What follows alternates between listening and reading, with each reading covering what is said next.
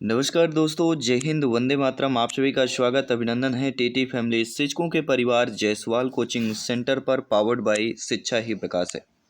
आज की क्लास में हम बाल विकास के प्रैक्टिस सेट की बात करेंगे। ये प्रैक्टिस सेट नंबर 3 है बाय जायसवाल कोचिंग सेंटर। इसके पहले जो है आपके 2 प्रैक्टिस सेट ऑलरेडी कंप्लीट हो चुके हैं, आपके ऑनलाइन एग्जाम पैटर्न के अकॉर्डिंग, आपके ऑनलाइन सिलेबस के अकॉर्डिंग। जो 2 प्रैक्टिस सेट हमने कंप्लीट किया, यानी 60 क्वेश्चन कंप्लीट किया, जिसका आई बटन पे ऑलरेडी लिंक मिल जाएगी इस लाइव क्लास के बाद। डेली हमारी 7 PM में लाइव क्लास होती है, आप सभी लोग जानते हैं। तो आज का जो हमारा प्रश्न दिया गया है कि वंशानुक्रम तथा वातावरण के संबंध का व्यक्ति की वृद्धि पर प्रभाव निम्न में से एक के अनुसार होता है। वंशानुक्रम व्यक्ति को प्रभावित करता है, वातावरण व्यक्ति को प्रभावित करता है, वंशानुक्रम धन वातावरण व्यक्ति को प्रभावित करता है, या वंशानुक्रम गुणे वातावरण व्यक्ति को प्रभावित करता है। तो आप सब लगभग जानते हैं वंशानुक्रम वातावरण के संबंध में व्यक्ति की दशा से प्रभाव जो होता है वह वंशानुक्रम गुणे वातावरण व्यक्ति को प्रभावित करता है। अकॉर्डिंग टू क्वेश्चन जो डी ऑप्शन दिया गया है वह हमारा यहाँ पे सही हो जाएगा। इसके साथ ही दूसरा प्रश्न है, पियाजे जी के संज्ञानात्मक विकास के सिद्धांत की मूल संक्रियात्मक अवस्था निम्न योग्यता द्वारा लक्षित नहीं होती। विचारों की विलोमिता, मानसिक द्वंद्व, संरक्षण या क्रमबद्धता व पूर्ण अंश प्रत्ययों का प्रयोग। तो पियाजे के संज्ञानात्मक सिद्धांत में मूर्त संक्रियात्मक अवस्था योग्यता जो परिलक्षित नहीं होगी।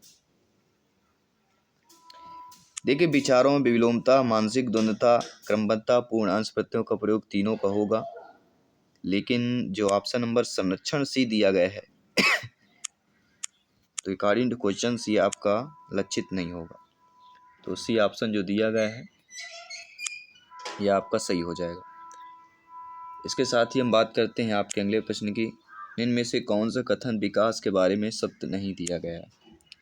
विकास अंतःक्रिया का फल है, विकास एक व्यवस्थित श्रृंखला का अनुगामी है, विकास एक व्यक्तिगत प्रक्रिया है, विकास विशिष्ट से सामान्य की ओर होता है।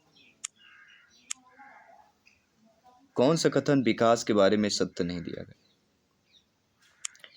विकास अंतःक्रिया का फल है, यह कथन हमारा सत्य दिया गया है।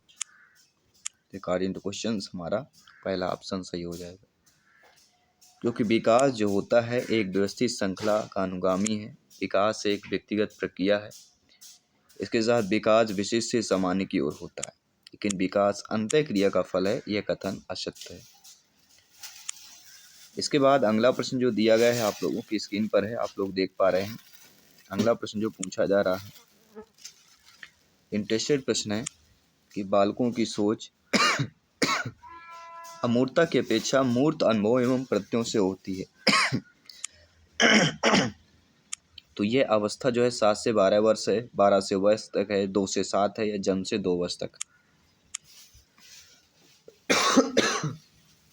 तो बालकों की सोच अमूर्तता की अपेक्षा मूर्त अनुभव एवं प्रत्ययों से होती है।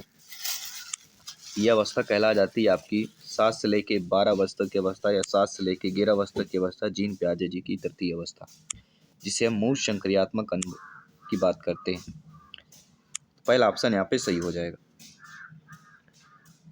अगला प्रश्न है, मानव विकास किन दोनों के योगदान का परिणाम होता है।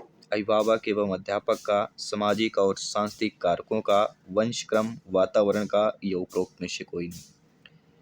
तो आप सभी लोग जानते हैं मानव विकास जिन दोनों के योग का परिणाम होता है वह वंशक्रम और वातावरण, वंशानुक्रम और वातावरण की बात करते हैं। तो सी ऑप्शन यहाँ पे ऑलरेडी आपका सही हो जाएगा। इसके बाद अगला प्रश्न, इनमें से कौन जो है पियाजे जी के अनुसार बौद्धिक विकास का निर्धारक तत्व नहीं है। सभी बताइए, सामाजिक संचरण, अनुभव, संतुलीकरण, या इनमें से कोई नहीं।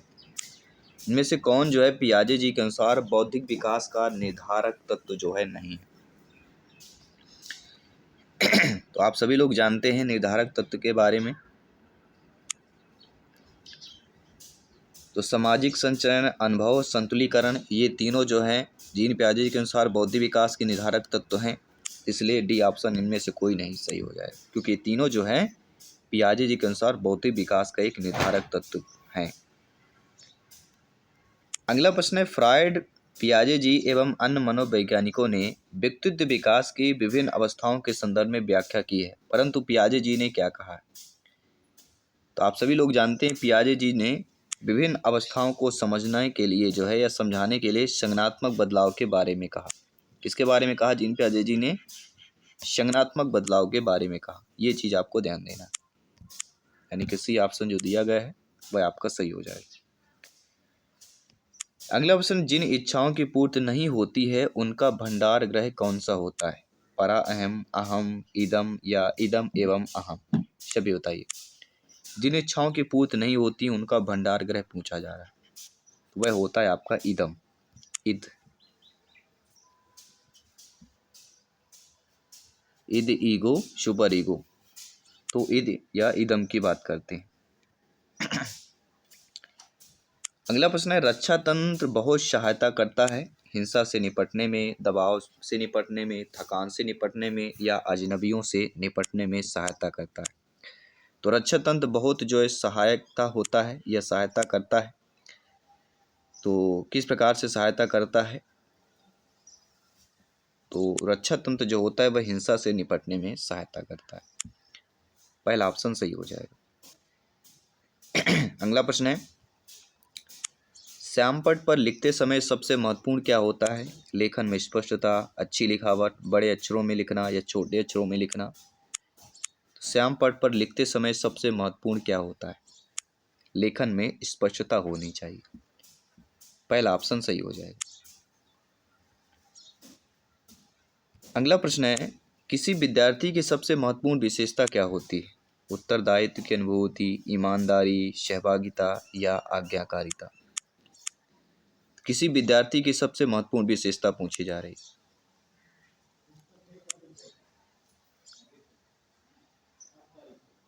वह होगी आपकी आज्ञाकारिता।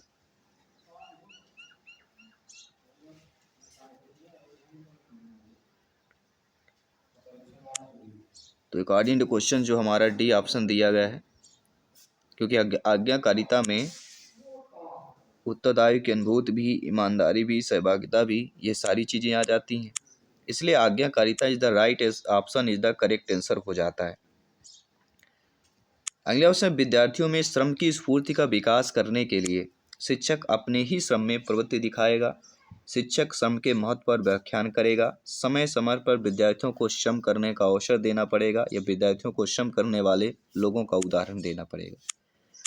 तो विद्यार्थियों में श्रम की स्फूर्ति का विकास करने के लिए क्या इंपॉर्टेंट हो जाता है?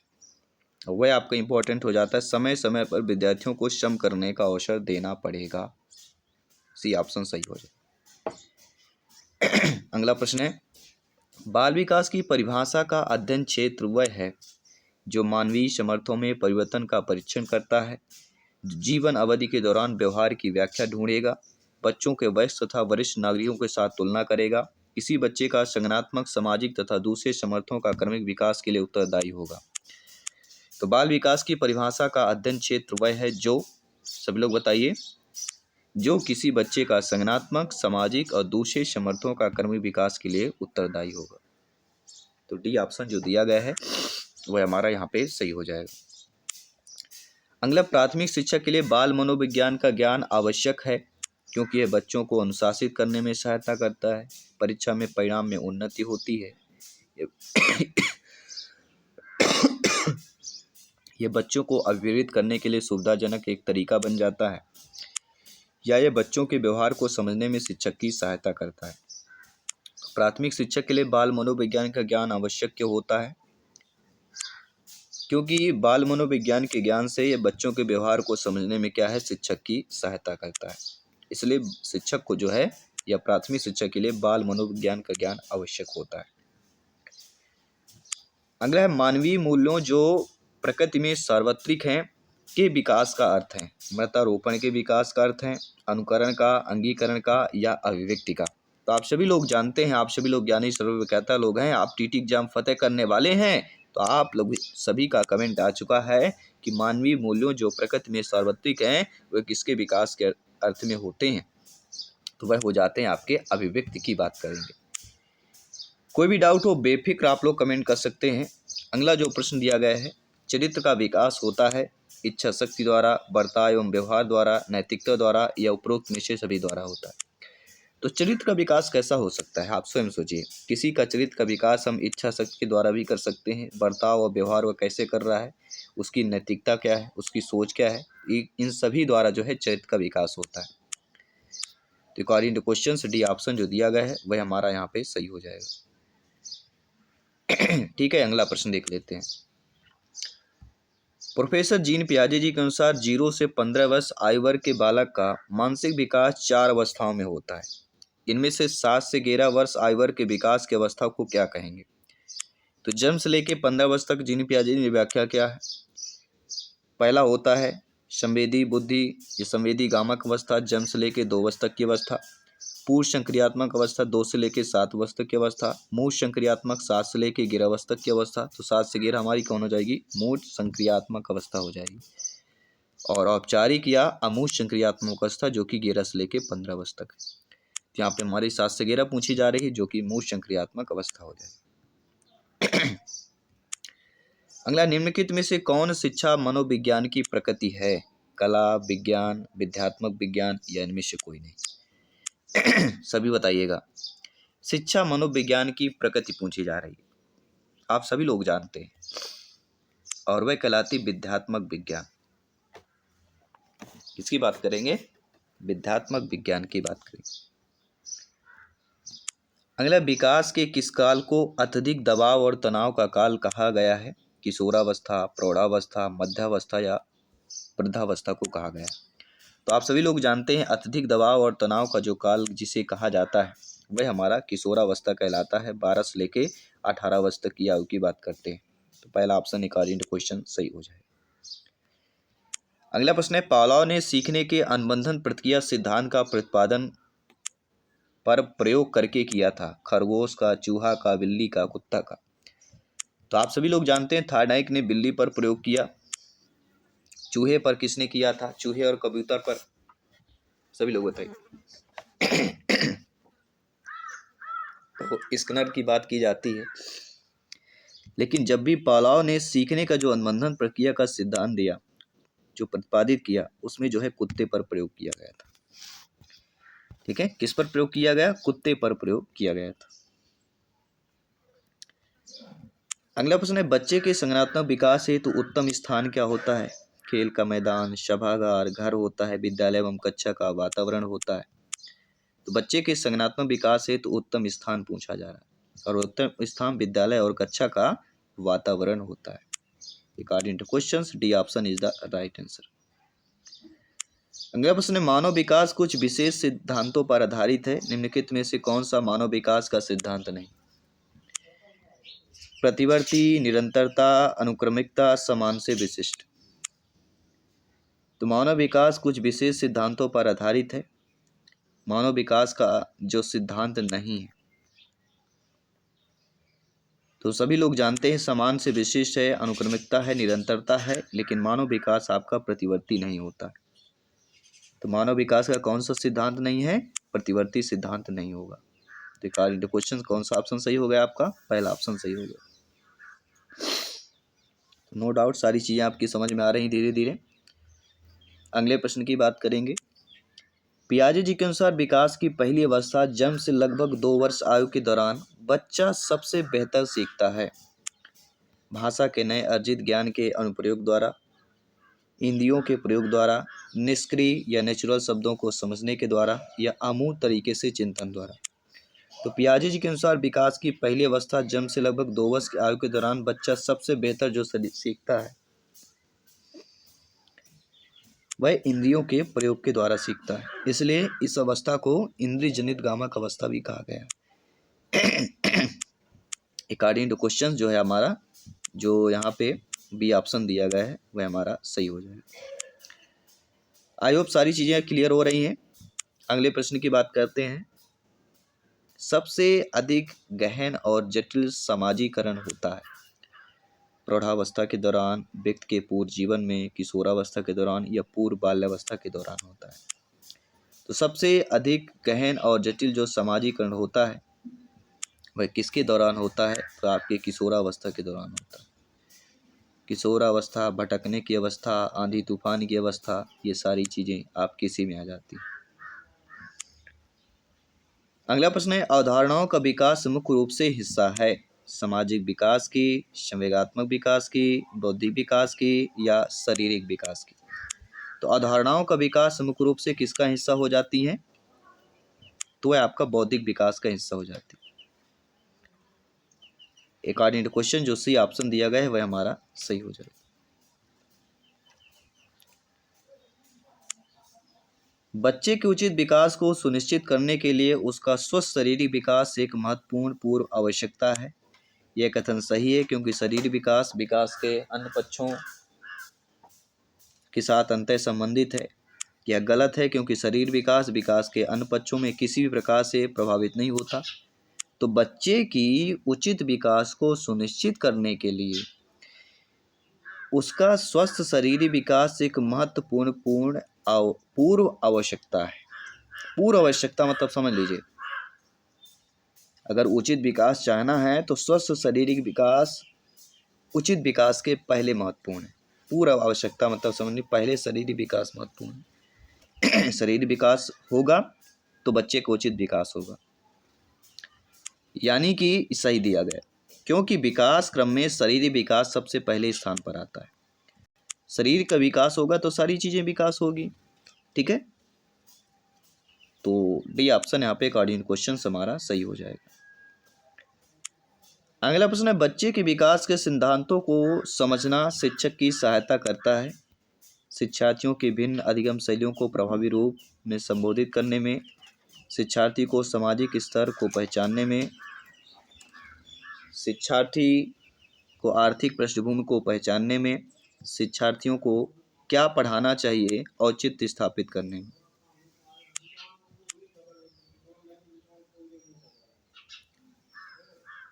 बच्चे के विकास सिद्धांतों को समझना शिक्षक की क्या सहायता करता है? तो शिक्षार्थियों को क्या पढ़ाना चाहिए यह औचित्य स्थापित करने के लिए। According to question D option सही हो जाएगा। अगला, एक छात्र जो जनता के समक्ष बोलने में डर लगता है क्योंकि उसके एक सहपाठी द्वारा कविता पाठ के समय मजाक उड़ाया गया था। अनुकूलित अनुक्रिया सिद्धांत के संदर्भ में यह भय की स्थिति किस कारण से है? आपके परिस्थितिजन प्रतिक्रिया, परिस्थितिजन उद्दीपक, अपरिस्थितिजन प्रतिक्रिया, अपरिस्थितिजन उद्दीपक की बात करते हैं। तो एक छात्र को जनता के समक्ष बोलने में डर लगता है क्योंकि उसके एक सहपाठी द्वारा कविता पाठ के समय मजाक उड़ाया गया था। तो अनुकूलित कर्मक्रिया सिद्धांत के संदर्भ में भय की स्थिति का जो है कारण होगा वह होगा परिस्थितिक जन प्रतिक्रिया। क्या हो जाएगा? परिस्थितिक जन प्रक्रिया, मतलब उस परिस्थिति में जन यानी लोगों की जो प्रतिक्रिया थी उसके अकॉर्डिंग जो है यह भय स्थिति उत्पन्न हुई। अगला जो प्रश्न है कि मस्तिष्क की विशेषता होती है चीजों को व्यवस्थित करना, ये कथन संबंधित है आकृति की रचना करना, अनुकूलित अनुक्रिया से संबंधित है, व्यवहार जनित से या संयोजकवाद से संबंधित हो जाता है। सभी कमेंट कीजिएगा मेरे प्यारे प्यारे भाइयों की प्यारी प्यारी बहनें गृहिणी जिनका सपना है टीटी एग्जाम को फतेह करना। तो मस्तिष्क की विशेषता होती है चीज़ों को व्यवस्थित करना, तो ये कथन हमारा रिलेट कर रहा है आकृति की रचना करने की बात करते हैं।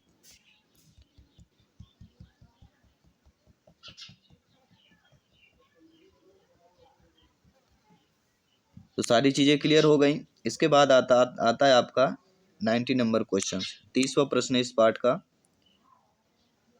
गेस्टाल्ट सिद्धांत में सीखने की प्रक्रिया होती है प्रत्याशा, प्रत्यक्षित संगठन, अनुकरण या सहज बुद्धि।